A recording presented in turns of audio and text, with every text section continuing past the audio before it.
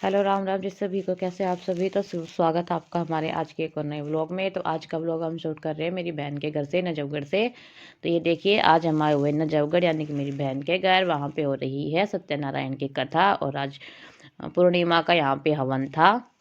और बाकी जो भी हो रहा है वो आप आगे व्लॉग में देखते जाइए, आपको खुद ही समझ आ जाएगा। बस व्लॉग में लास्ट तक जरूर बने रहिएगा।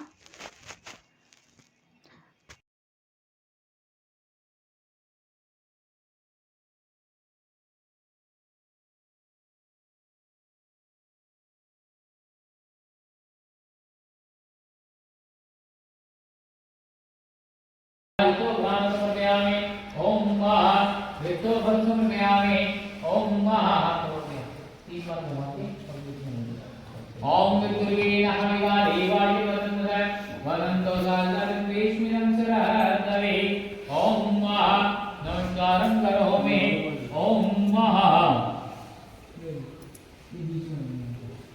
हाथ जोड़ो और कलश देकर ध्यान करो।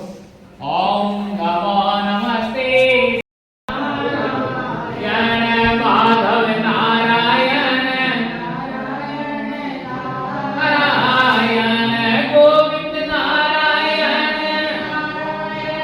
नारायण माधव नारायण नारायण नारायण लक्ष्मी नारायण नारायण नारायण विष्णु नारायण नारायण नारायण विष्णु भगवान की दूसरा अध्याय श्रुति बोले ऋषियों, जिसने पहले समय में इस ग्रंथ को किया है उसका भी इतिहास कहता हूँ, ध्यान से सुनो। सुनकर काशीपुरी नगरी में एक अत्यंत निर्धन ब्राह्मण रहता था। वह भूख और प्यास से बेचैन हुआ, नित्य पृथ्वी पर घूमता था। ब्राह्मणों से प्रेम करने वाले भगवान ने ब्राह्मण को दुखी देखकर बूढ़े ब्राह्मण का रूप धरकर उसके पास जाकर आदर के साथ पूछा कि हे मित्र, इतने दुखी हुआ पृथ्वी पर क्यों घूमता है? और श्रेष्ठ ब्राह्मण ने इस तरह से कहा कि मैं सुनना चाहता हूँ। तब ब्राह्मण बोला कि मैं एक निर्धन ब्राह्मण हूँ और भिक्षा के लिए पृथ्वी को फिरता रहता हूँ। हे भगवान, यदि आप इसका कोई उपाय जानते हो तो कृपा करके कहो।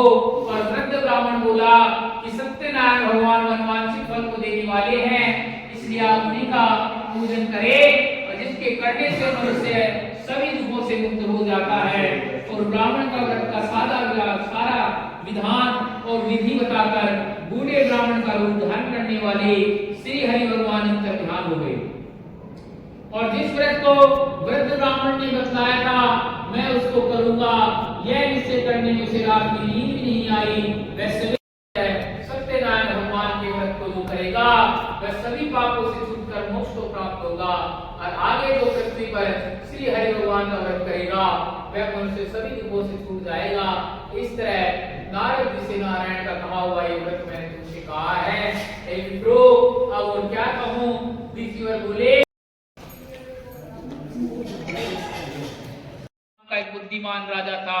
वह बड़ा ही सत्यवक्ता और जितेंद्र था। वह प्रतिदिन देव स्थानों पर जाता तथा गरीबों को धन देकर उनके कष्ट दूर करता था। उसकी पत्नी में कमल के समान मुख वाली और सती साध्वी थी। और भद्रशिला नदी के तट पर उन दोनों ने श्री सत्यनारायण का व्रत किया। और उस समय वहां एक साधु वैश्य आया। उसके पास व्यापार के लिए बहुत सा धन था। वह नाव को किनारे पर ठहराकर राजा के पास आ गया और राजा को व्रत करते हुए देखकर विनय के साथ पूछने लगा कि हे राजन, भक्ति युक्त चित्त से आप ये क्या कर रहे हैं? मेरी सुनने की इच्छा है, सो आप मुझे बतलाएं। तो राजन बोला कि हे साधु, अपने बंधु बांधवों के साथ पुत्र आदि की प्राप्ति के लिए महाशक्तिमान श्री सत्यनारायण भगवान का व्रत वह पूजन किया जा रहा है। और राजा के वचन सुनकर साधु आदर से बोला कि हे राजन, मुझे इसका संविधान कहें, मैं भी आपके कथानुसार इस व्रत को करूंगा। मेरे भी कोई संतान नहीं है और मुझे विश्वास है कि प्रभु की कृपा से मेरे भी संतान की प्राप्ति होगी।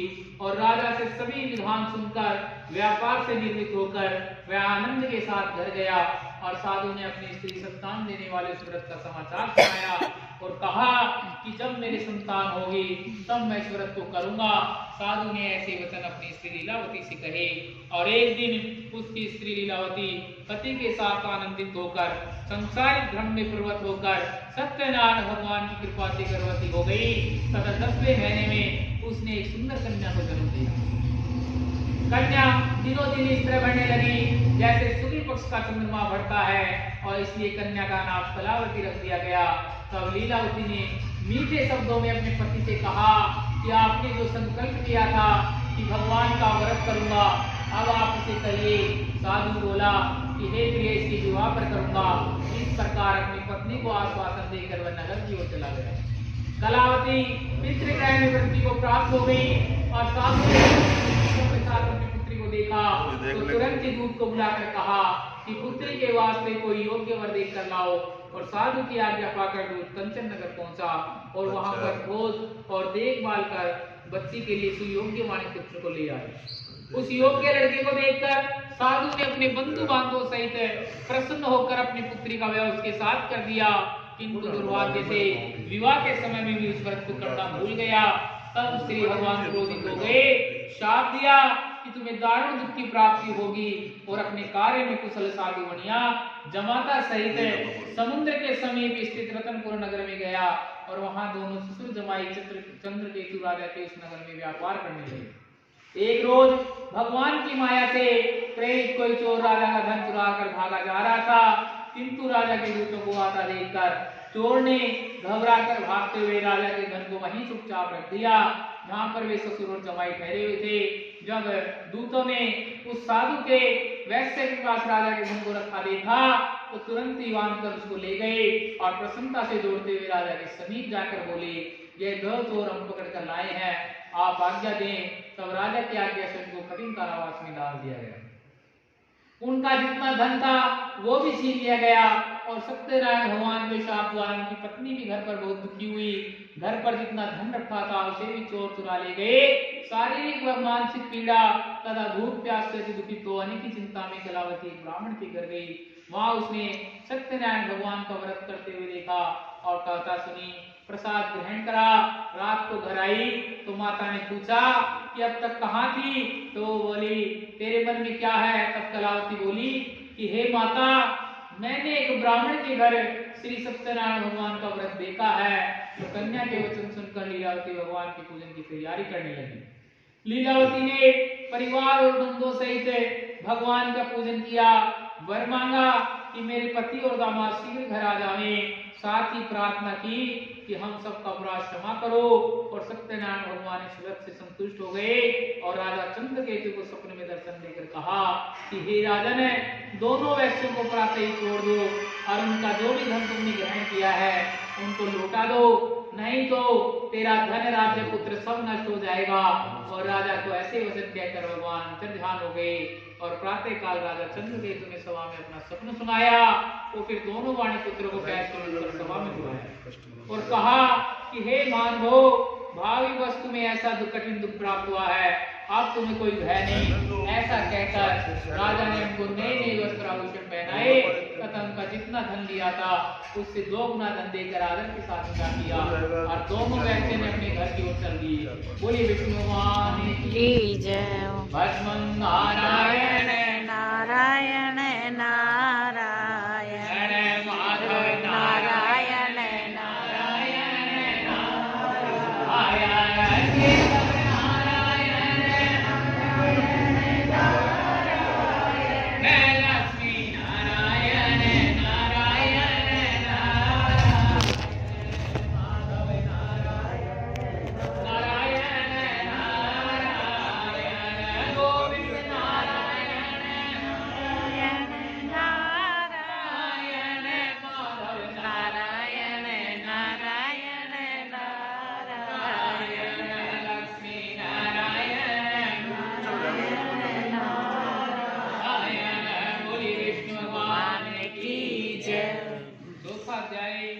सूत जी बोले, वैश्य ने मंगलाचार करके यात्रा आरंभ ही की और अपनी नगर की ओर चलाई था कि उसके थोड़ी ही दूर निकलने पर दंडी वेशधारी सत्यनारायण भगवान ने उनसे पूछा कि हे साधु, तेरी नाव में क्या है?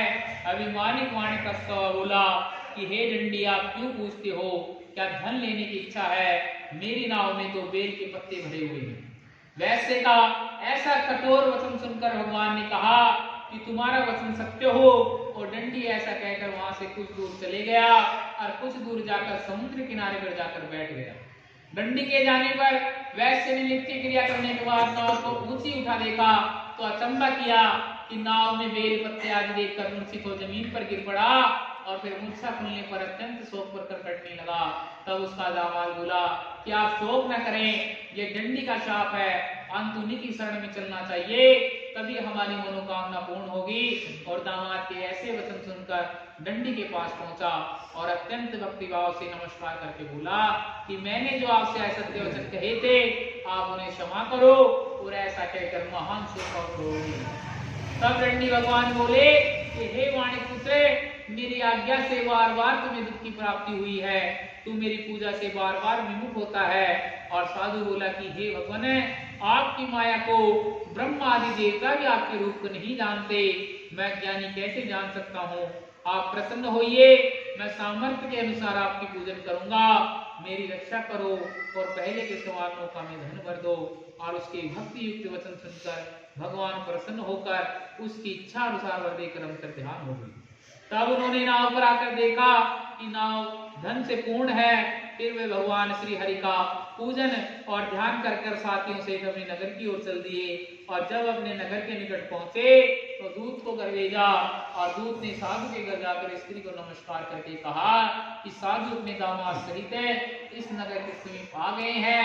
ऐसा वचन सुनकर साधु की स्त्री बड़ी हर्ष के साथ भगवान जी का पूजन कर और पुत्री से कहा कि मैं अपने पति के दर्शन को जाती हूँ, तो कार्य को पूर्ण कर शीघ्र आ जाना।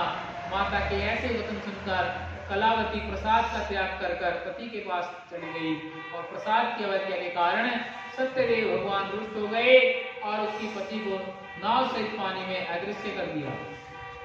कलावती ने अपने पति को न देखकर रोती हुई जमीन पर गिर गई। इस तरह नौका को डूबा और कन्या को रोता देखकर साधु दुखित हो बोला कि हे प्रभु, मुझसे या मेरे परिवार से जो भूल हुई है उसे क्षमा करो। और उसके दीन वचन सुनकर सत्यदेव भगवान प्रसन्न हो गए और आकाशवाणी हुई कि हे साधु, तेरी कन्या मेरे प्रसाद को छोड़ कर आई है, इसलिए इसका पति अदृश्य हुआ है।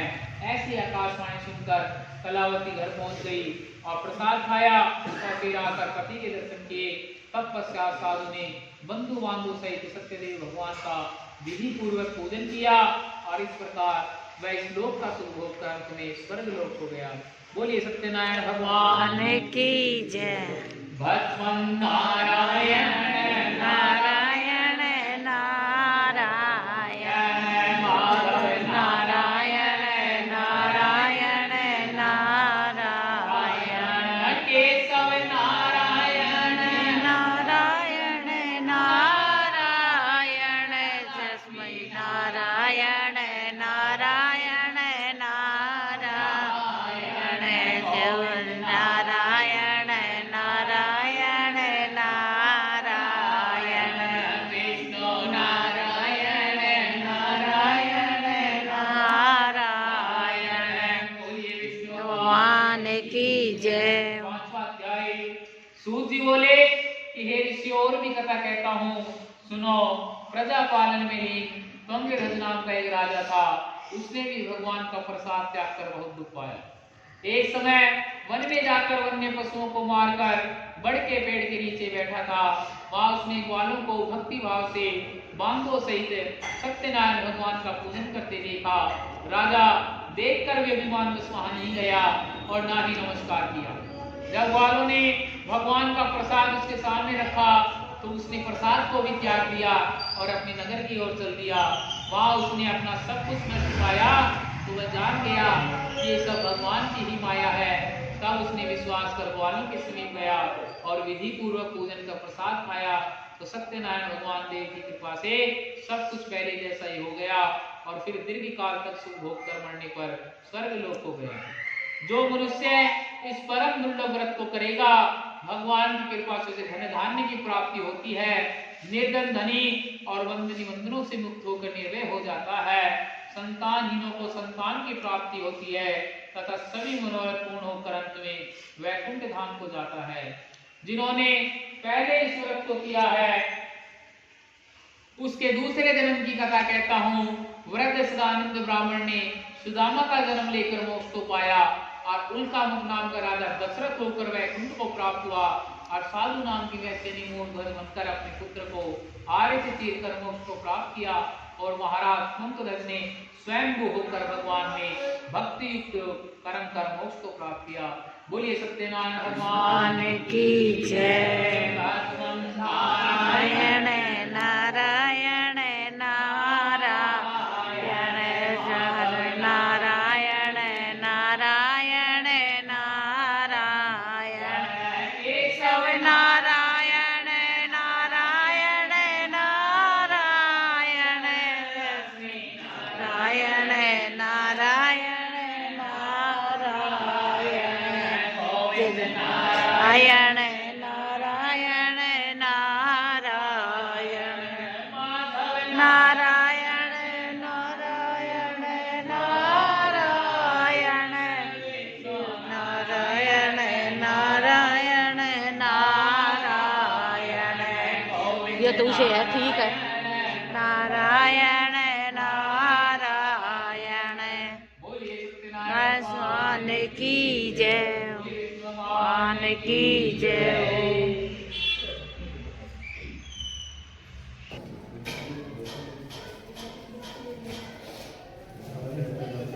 स्वाहा। ओम वामे स्वाहा। ओम पृथ्वी स्वाहा। ओम पृथ्वी स्वाहा। ओम जलाग्नि स्वाहा। ओम महा। अब ये उंगली अलग सबकी और स्वा के साथ स्वा बोलते हुए अपने अपने जगह पे आप बोलिए। ओम महागणानंत्वा गणपतिगं कवामहे धियानंत्वा प्रियपतिगं कवामहे निधीनंत्वा निधिपतिगं कवामहे वसुममाहनजानि गर्वदम। ओम गं गणपति नमः स्वाहा। ओम गणानंत्वा गणपतिगं कवामहे प्रियानंत्वा प्रियपतिगं कवामहे निधीनंत्वा निधिपतिगं कवामहे वसुममाहनजानि गर्वदम। ओम गं गणपति नमः स्वाहा।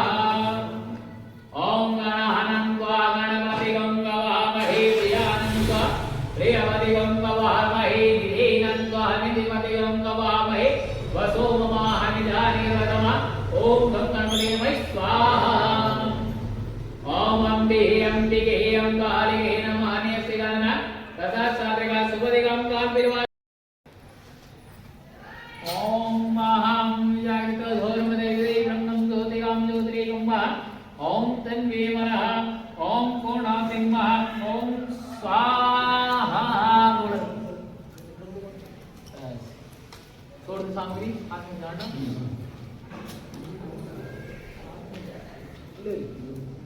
दान बनाओ नीचे से लेके और अपनी लंबाई से करो। ओम महायदागत धर्मदेवी रंगं ज्योतिगं ज्योतिरेकं। ओम पूर्णासिंह। ओम स्वाहा। हरिं महा।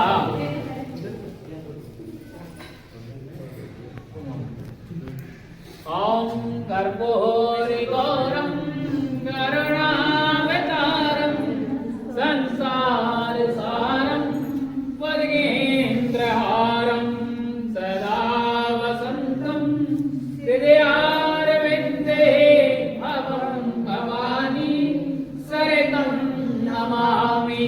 भवं भवानी सरितं नमामि। ओम जय गणेश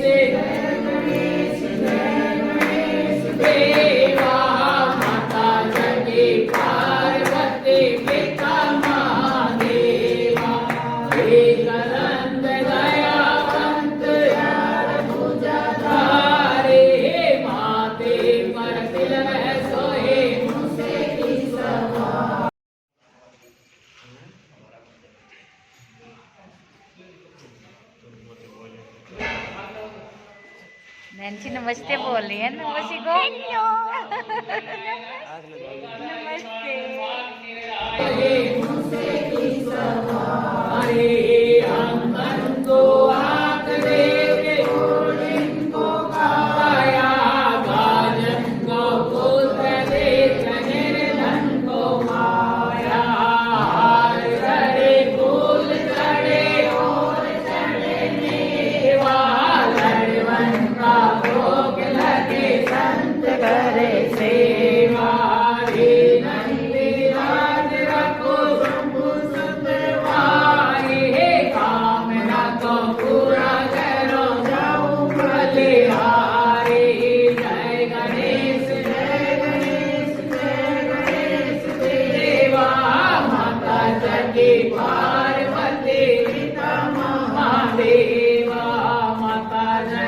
पार्वती पिता महादेवा ओम जय लक्ष्मी रमणा स्वामी जय लक्ष्मी रमणा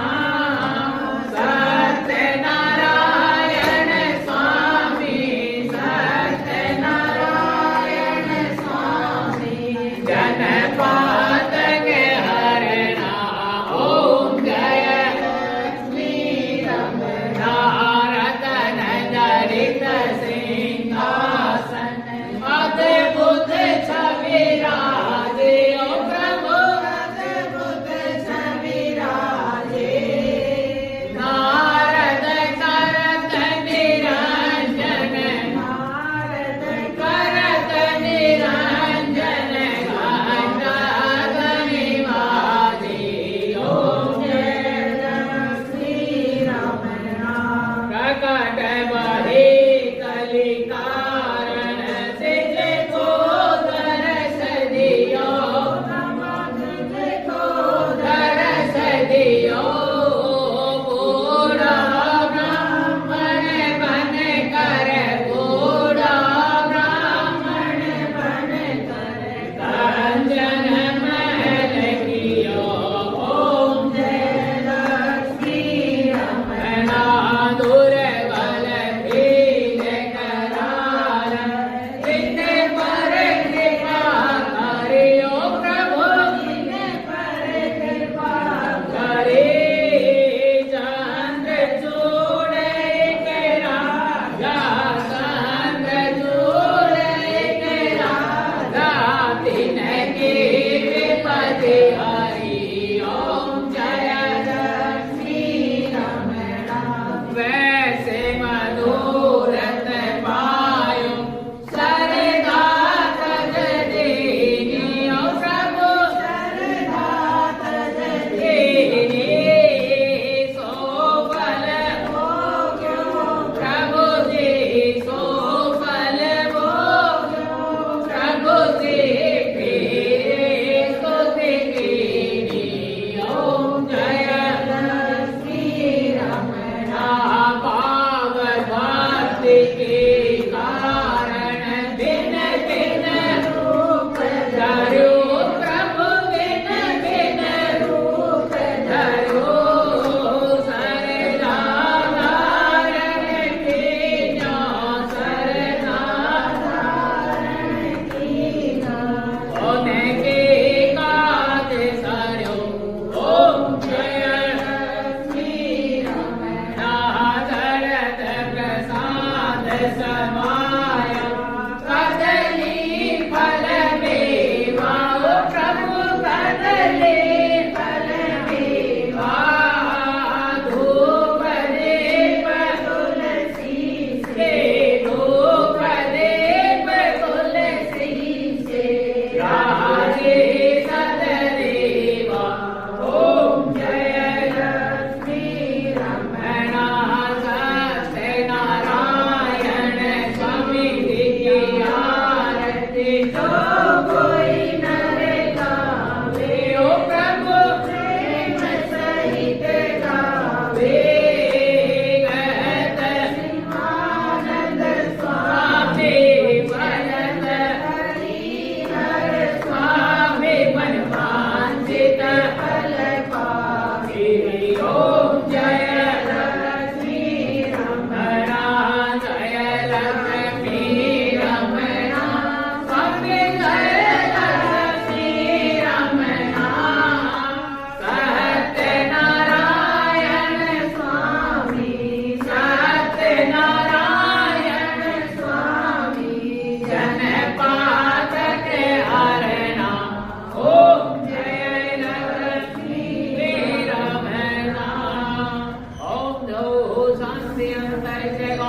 शांति प्रलये शांतिराप शांतिरोपदय शांति वनस्पतय शांति विश्वे देवाः शांति ब्रह्म शांति सर्वं शांति शांतिरेव शांति श्यामा शांतिरेव सुख शांतिर्भवतु।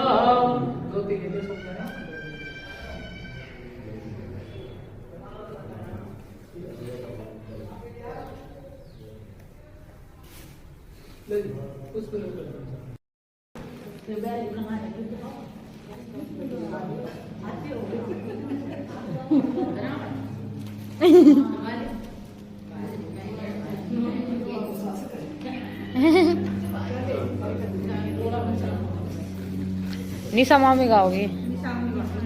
निशा मामी गणे बे हम घूम का आवे।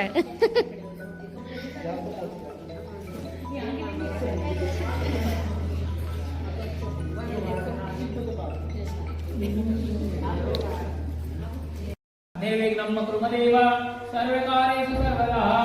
ओम सिद्ध श्री सर्वप्रिय विराजमान सकल गुण निधान गंगा जल निर्मल यमुना जल शीतल पावन पवित्र शुभ सहित षष्ठ क्रम सावधान शुभ स्थान नकली सुखबीर सिंह जी तथा श्रीमान चौधरी उमेश सिंह जी तथा श्रीमान चौधरी रणधीर सिंह जी तथा श्रीमान चौधरी राजवीर सिंह जी तथा श्रीमान चौधरी दिनेश सिंह जी तथा समस्त सज्जनों को इति योग लिखितम दुर्गा विहार नजफगढ़ दिल्ली से श्री चौधरी राम सिंह जी तथा चौधरी राम मेहर सिंह जी तथा चौधरी राजेंद्र सिंह जी तथा चौधरी विजेंद्र सिंह जी तथा चौधरी राज सिंह जी तथा चौधरी राम कुमार जी तथा चौधरी आनंद और चौधरी सतपाल सिंह जी समस्त सज्जनों को राम राम योग्य वंचना आदर तथास्तु अग्रवदान वाच्यम संवत 2080 मासनाम मासे माघ मासे शुभ शुक्ल पक्षे शुभ तिथो पंचमी वासरे बुधवार तदनुसार तारीख 14/2/2024 का विवाह श्रेष्ठ बनता है सो आप स्वीकार करें। वर नाम चिरंजीव श्री गौरव जी तस्य राशि श्रेष्ठ सूर्य बल शुभ चंद्र बल शुभ कन्या नाम शोभाग्नि कुमारी जोशी जी तस्य राशि शुभ गुरु बल शुभ चंद्र बल शुभ श्रेष्ठ रवि बल शुभ नाम श्री चौधरी राजवीर सिंह जी पता नंगली सकरावती नजफगढ़ दिल्ली। बोलिए गणेश जी महाराज की जय। ठीक है नाम राजवीर है या राजवीर है? राजवीर।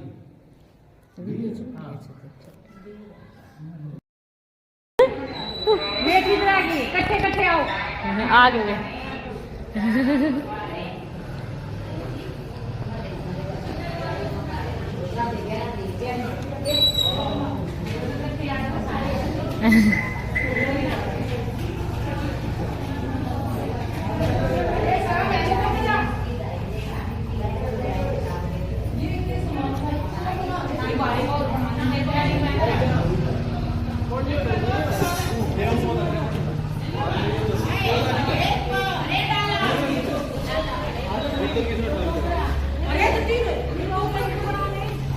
यो लेकर आ गए।